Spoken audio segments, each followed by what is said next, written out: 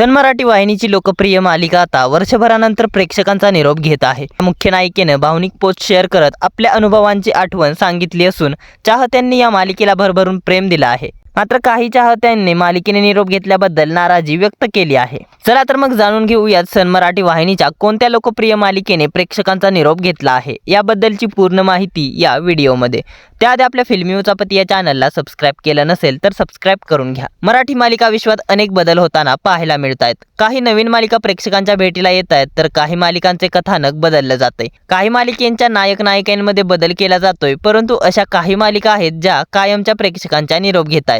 अशातच एक मालिका गेल्या वर्षी जुलै महिन्यात प्रेक्षकांच्या भेटीला आली होती, परंतु वर्षभरातच आता ही मालिका प्रेक्षकांचा निरोप घेत आहे। सन मराठी वाहिनीवरील तुझ्यासाठी तुझ्या संग ही मालिका गेल्या वर्षभरापासून प्रेक्षकांचं मनोरंजन करत होती। या मालिकेत अशोक फळदेसाई आणि अनुष्का गीते यांची जोडी प्रेक्षकांना पाहायला मिळाली होती। या जोडीवर प्रेक्षकांनी भरभरून प्रेम केलं आणि या मालिकेत अभिनेत्री सीमा घोगळे यांनी सुद्धा महत्त्वपूर्ण भूमिका साकारली होती, परंतु आता ही मालिका संपली आहे। दरम्यान सन मराठीनं तुझ्यासाठी तुझ्या संग या मालिकेबाबत एक पोस्ट शेअर केली आहे।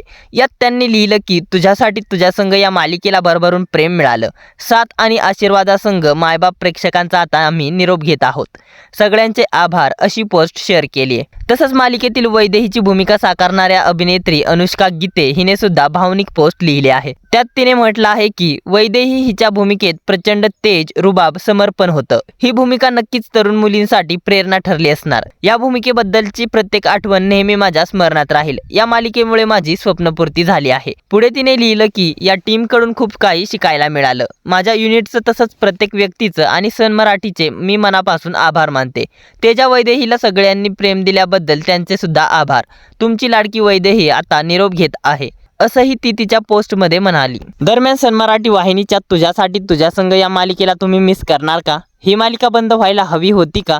तसेच तेजा आणि वैदेहीची जोडी तुम्हाला पाहायला आवडत होती का? तुझ्यासाठी तुझ्या संग या मालिकेच्या जागी सन मराठी वाहिनीची कोणती मालिका बंद व्हायला हवी होती? या साऱ्यांबद्दल काय आहेत तुमच्या प्रतिक्रिया आम्हाला कमेंटद्वारे जरूर कळवा।